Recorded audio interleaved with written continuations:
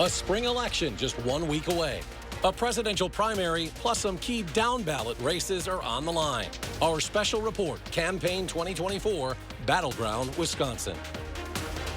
Welcome to Wisconsin's beautiful state capital. I'm News 3 Now's Eric Franke. Next week, voters will head to the polls at the beginning of what is expected to be a very intense year of campaigning here in the Badger State. Of course, this summer, hundreds of thousands of politicians and activists will land right here in Wisconsin for the Republican National Convention, a 4-day event that is expected to solidify Donald Trump's nomination for this fall's election. Then just a month later, Democrats will travel to Chicago, gathering to do the very same for their party. And that presidential race will, of course, dominate the top of the ticket in next Tuesday's election here in Wisconsin. But there are important down-ballot races as well that will help shape local politics. And for more on that, we turn to our political reporter, Will Keneally, who has more on what's at stake in this election. Will. Well, Eric, it's not often that Wisconsinites get to amend our state's constitution, but that's exactly what voters will be able to do on that April ballot.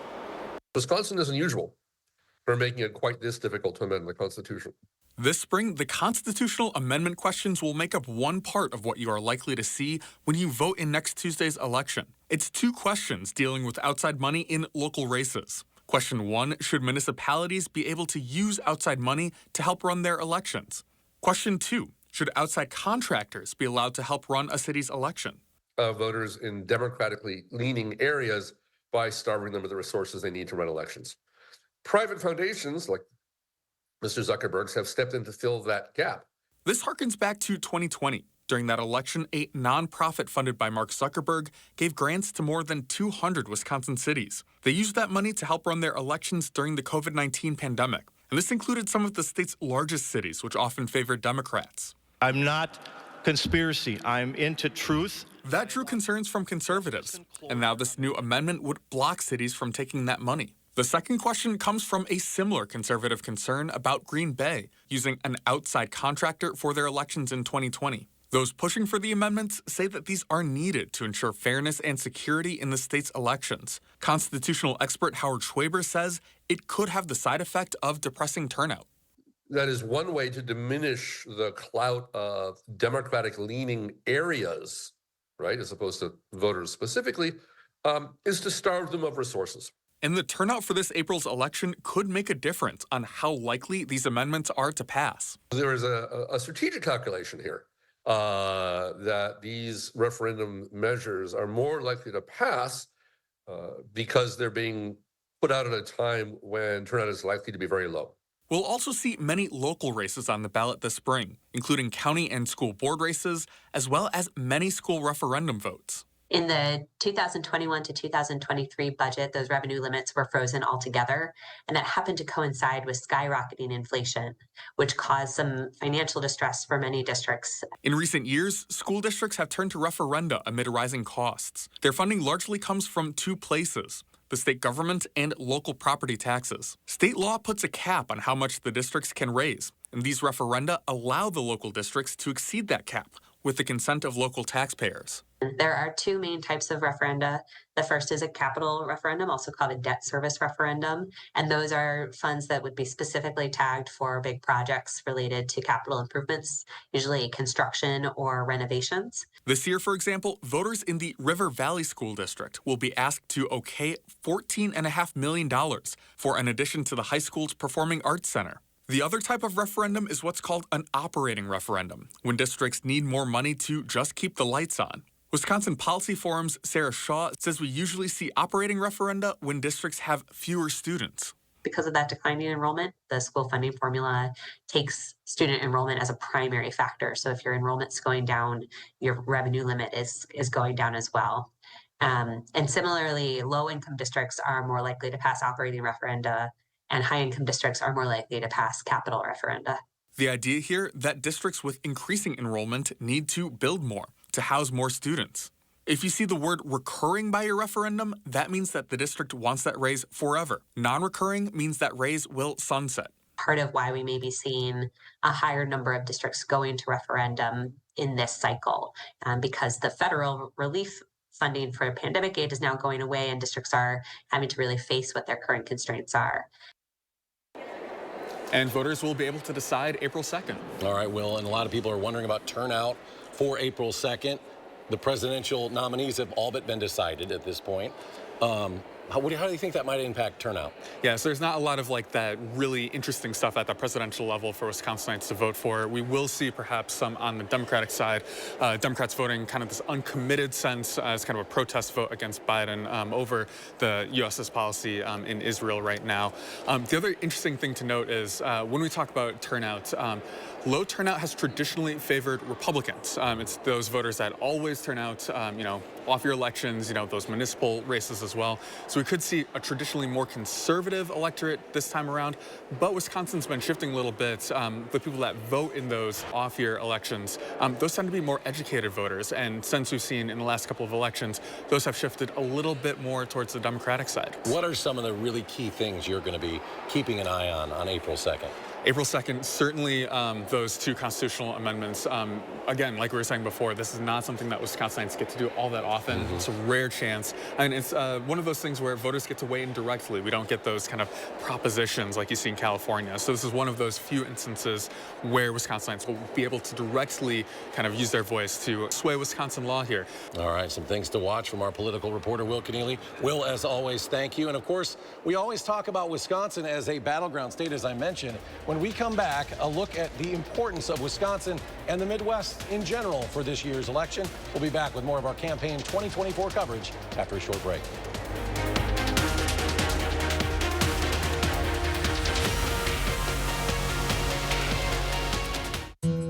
Hanson's knows what your home means to you.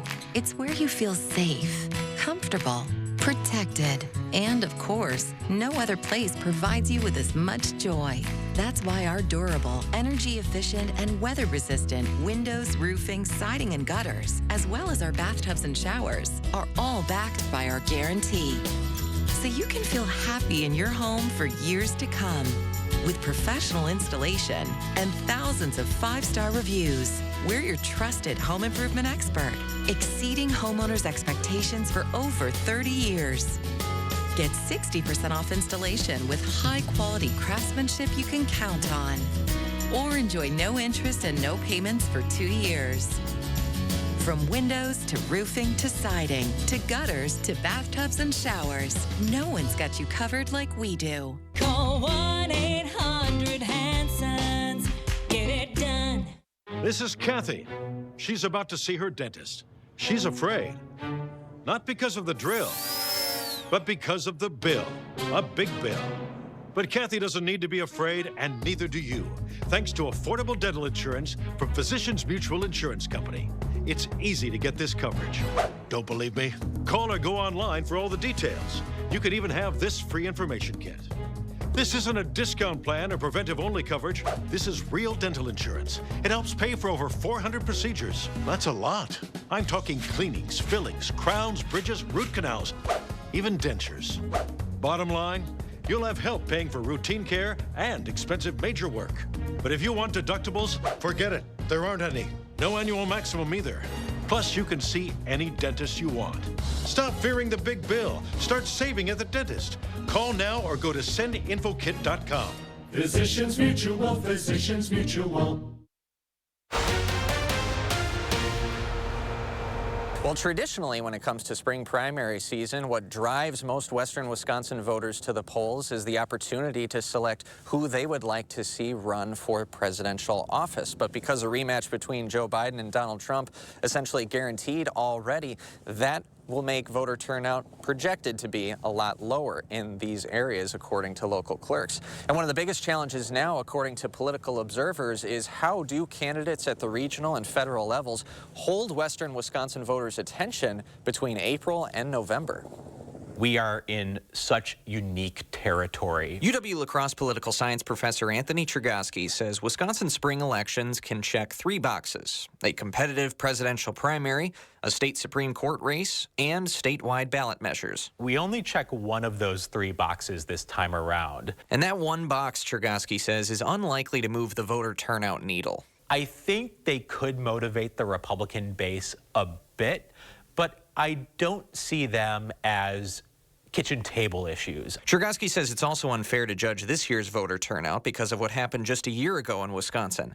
A record amount of spending on a Supreme Court race that sent thousands to the polls to flip the court's majority for the first time in 15 years. Without that kind of race to fire up voters, political observers won't be able to learn much about Wisconsin's political leanings 7 months out from November. So, with no presidential or Supreme Court drama, I think we're going to see pockets of elevated voter turnout correlating with school board elections, correlating with school funding measures. Those measures could mobilize Milwaukee, which has got a $250 million school referendum on the table. Smaller cities like La Crosse have concerned neighborhoods who are eager to vote on new school board candidates who will have to move forward with closing old school buildings in the area. But those measures don't necessarily mean those who vote on April 2nd will be voting a certain way in November. That's why Chergosky says parties will need to make a concerted push to keep voters engaged. For a long time in politics, the saying is that all politics is local. I'm not sure that's true anymore. I think more and more all politics is national. He says party organizers and candidates will need to lean on national talking points if they want to stay in the heads of voters. It used to be the case that politics was hyper-localized, that people would focus on local issues, hyper-local issues in the congressional district. But now that is not so much the case anymore. People are really drawn into the national political controversies, and those controversies are largely what motivate voters. That's already playing out in Wisconsin's race for U.S. Senate, with incumbent Democrat Tammy Baldwin and Republican hopeful Eric Hovde using national issues to prove how they'll protect Wisconsin. Do you feel like America is slipping away? The number one issue in our state right now is the border. Every state has become a border state. We can't let China steal Wisconsin jobs. Chergosky says the same strategies will play out in western Wisconsin's 3rd Congressional District. Prairie du Chien Republican and ex-Navy SEAL Derek Van Orden flipped that seat to red in 2022 for the first time in a quarter of a century. We know that Representative Van Orden focuses a lot on border security, and we can anticipate that the Democratic challenger will focus a lot on abortion. Given the signs that Democrats have from the state Supreme Court election, from the 2022 midterms, that their stance on abortion could help them win over some of those key swing voters. But just like 2022, a few Democrats first have to battle each other to try and face Van Orden. Eau Claire entrepreneur Rebecca Cook fell just short of Brad Pfaff for the nod last election and was quick to join the race again this cycle. The relative unknown Eric Wilson is challenging her in her own backyard, while Democratic State Assemblywoman Katrina Shanklin from Stevens Point is hoping to jump to the House after a decade serving in Madison. Chergosky says those Democrats will still be in fundraising mode for now. We haven't seen the candidates really engage one another. I think that's coming, but it hasn't happened yet because the candidates probably are still getting a feel for the electoral environment. While Wisconsin's 3rd is not one of the 13 Republican House seats projected right now to be a toss-up by national outlets, Chergosky says it could still be one that the national Democrats look at very closely. The Democrats are only a few seats away from winning the House majority. So if they can flip a key district here and there, that could be enough for them to retake the majority.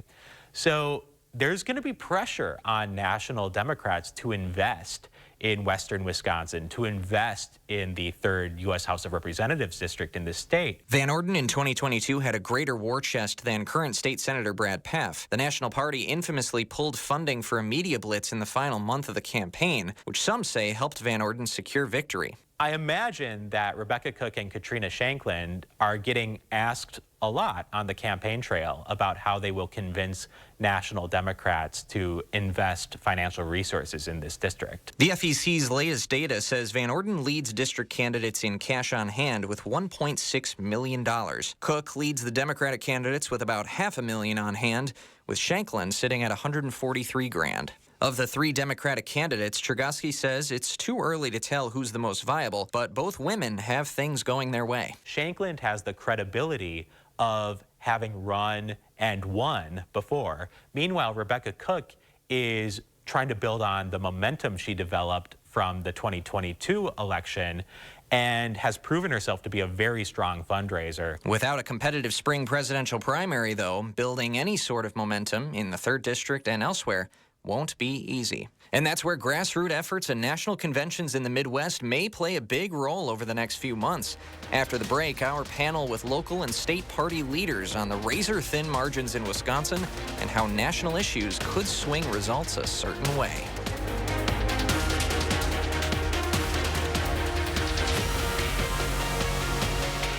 Stop whitening your smile the old-fashioned way with strips and trays that can take 30 minutes to an hour. I'm Jonathan Greenhut, the CEO of Power Swabs. When I met Dr. Ginniker and he introduced me to Power Swabs and I saw how effective they were and how easy they were to use, I knew we had to share it with the world. Power Swabs was clinically studied to whiten natural teeth as well as stain caps, crowns, and veneers. It's so effective, it works on stains caused by coffee, tea, red wine, and even smoking. For those of you who have that one stained tooth that's darker than the rest, Power Swabs can target that area using swab precision. The first time I tried it, I was so surprised. My husband was so excited that he wanted to run out and get it. He said, "What have you been trying?" I said, "Well, I've tried this product called Power Swab." And he said, "I can't believe how white your teeth are." From that point on, I've been sold. If you have yellowing between your teeth, if you have coffee or tea stains near your gum line, just snap, swab, and smile. And in each 5-minute application, you'll see whiter teeth. So stop whitening your smile the old-fashioned way with strips and trays and start using the Power Swabs 5-minute solution. My absolute favorite thing was how easy it was. It takes literally less than 5 minutes. I like my smile. I like my smile after finishing the Power Swabs. This is a Power Swab smile. This is a Power Swab smile. This is a Power Swab smile. Call for your 5-minute solution to whiter teeth. Order Power Swabs and receive up to 50% off the retail price. And as an added bonus, get a free Power Swabs Quick Stick pen with your order. The Quick Stick pen is your on-the-go solution to help prevent stains from adhering to your teeth after drinking coffee, tea, or even after smoking. And in addition to saving up to 50% off and your free Quick Stick pen, get free shipping by ordering now. Dial the number on your screen or visit powerswabs.com today. Experience the Channel 3000 News app today. Tailored for your news the way you want it. With a customizable home page and faster page loads, download the Channel 3000 News app. Powered by News 3 Now. Wisconsin will be at the center of this year's election. We'll see presidential candidates, as Will mentioned, visiting the state throughout the course of the year on into November. We'll hear those campaigns try and connect with voters on issues like abortion and immigration. But how do those issues impact Wisconsin voters? We brought that question to our own local Democratic and Republican Party leaders. News 8 in La Crosse caught up with Democratic State Party Chair Ben Wickler in La Crosse. There are some common values that inform all of us. Voters in western Wisconsin don't want the government coming into their doctor's offices and making private medical decisions for them, whether that's IVF or abortion or birth control questions. They want a government that's actually responsive to the middle class and to workers, not just the super wealthy political donors. Voters in western Wisconsin want a government that makes sure that the water that they drink and the air that they breathe doesn't poison them or their kids, and they want their kids to be safe when they come home from school, and they want to be able to hunt and shoot at targets and use their Second Amendment rights. All those things are core to what the Democratic Party stands for, and it's a common sense approach that I think really there's a difference between that and extremists of any stripe who want to take freedoms away and want to overturn elections. Wisconsin elections come down to 2 or 3 votes per precinct across the state. And that means that having a few extra Dems or a whole bunch of extra Dems in any community across the state of Wisconsin can have an enormous impact on the final tally, whether it's in the 3rd Congressional District House race or state ledge races or the statewide election for Tammy Baldwin or the presidential election. We think every voter has a superpower in 2024. And for the Republican perspective now, we turn to Brandon Malley, who is the chair of the Republican Party here in Dane County. Brandon, thanks for being with us today. Thank you for having me on. So you're here in Dane County. We know it's historically been so strongly Democrat. What importance, how do you kind of reach out to your voters, your party, here in Dane County, which is traditionally such a Democratic stronghold? Well, I'll tell your listeners that Dane County has the 3rd largest deposit of Republican votes in the state of Wisconsin. Now, I go around the state, I tell Waukesha Republicans that, they laugh at me. And they don't realize, when you crunch the numbers, about 80,000 votes on the Republican side went to President Trump in 2020. And we have data that shows us we're missing out on about another 20 to 30,000 votes. So Dane County historically has been where Republican statewide efforts go to die, and we're looking to reverse the trend on that in 2024. So how do you do that? How do you get those 20,000? Most of us know who've covered this know there are Republicans here. You just got to dig to find them a little bit and dig to reach them. How do you do that? There are a lot of Republicans here, especially as you go into the bedroom communities. As you go on the periphery of Dane County, you look at the rural areas, you look at the blue-collar workers. And I think in 2024, you're gonna see a return of some of those suburban voters that went away from the Republican Party in recent years on kitchen table issues like the economy and immigration. Now, election after election, Republicans and Democrats are fighting over the WOW counties, for example. The WOW counties are really, really saturated. The ads, the bodies that they hire to go knock on doors, the mailings. And in Dane County, you only see one perspective most of the time, and Republicans not investing a lot of resources here. Our plan is to make sure that every candidate running for office, whether it be Eric Hovde for the Senate, Trump for the presidency, and all of our locals, invest a lot in the Madison media market, in the mailers, and then shift a little bit in strategy. You hear all the time that you have to chase the independents. It's all about whoever wins the independents. Well, Mitt Romney beat Barack Obama with the independents. Mitt Romney didn't turn out the Republican base. There are a lot of demoralized, I call it the demoralization factor. A lot of demoralized Republicans in Dane County that are so beat down by the leftist politics here, they don't realize that their vote makes or breaks statewide elections. So for us, it's really about targeting low propensity Republicans. So it's not a game of persuasion of independents or Joe Biden voters to Trump. It's persuasion to vote. If you're a Republican that voted in 16 but not 20, or 18 but not 22, we're chasing your vote in 2024. Now, that midterm, you know, maybe some people are disenchanted a bit with former President Trump at times, as maybe some Democrats are disenchanted with President Biden. That's that rerun factor. You know, maybe people are just not really into either of these candidates. How do you fight that in this? And is that reality? Well, it's all about unity right now on the Republican side. After any given presidential primary, you have to come together. You have to bring the candidates that ran against you back on the team. You have to bring their supporters back on the team and realize that you have to defeat the other side. That's what politics is all about. Now, you've got a 7 to 9% average of voters of a given political party dropping off and not supporting their nominee.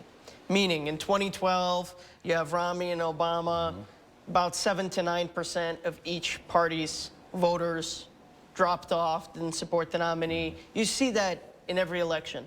So all of this talk about Donald Trump losing some segment of Nikki Haley voters, yes, he's got some work to do to win them back, but some of them were never going to vote for him anyway and didn't vote for him, frankly, in 2020.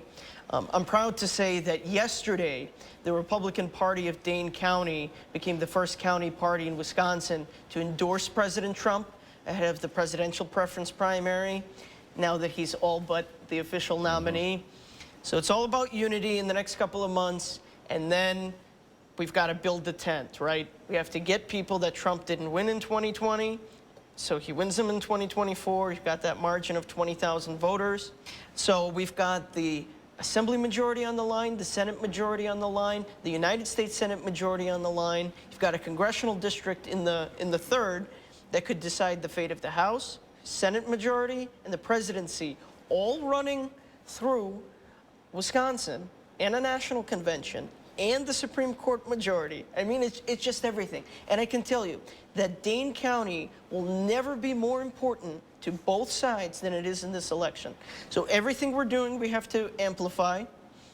Message, social media, digital. Republicans, you have to get on TikTok. Very important. Young voters are on TikTok. This is a very young county. This is a very transient county.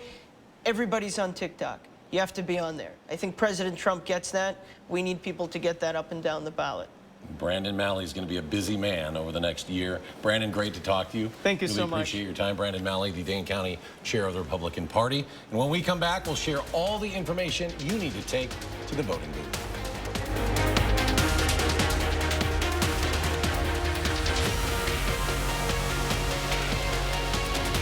This right here is confidence in a bottle. Not only does it change you on the outside, but something in the inside, knowing that you're looking better. It makes me feel so much more confident than I've ever felt in my life. They are some of the hottest videos on social media. Those videos claiming to instantly get rid of bags under your eyes. Well, today we're going to see one for ourselves and let you be the judge. It's called Plexiderm, and lifestyle expert Annette Figueroa is here to tell us why she says this one is for real. This one is for real, and I'm so excited. We even have a video, and you'll notice the model has bags underneath his eyes and some sagging, and all he uses is a small amount on a clean, dry face, and that's how easy it is. All right, what's the active ingredient? Okay, so it's silicates that are minerals found in shale rock, and what it does is it tightens and lifts the appearance of bags underneath your eyes, and as little as 10 minutes, no prescriptions, and very little effort. Even watching the video, this is a real, it's a model, but it's a real guy with real bags underneath his eyes. My real true opinion is holy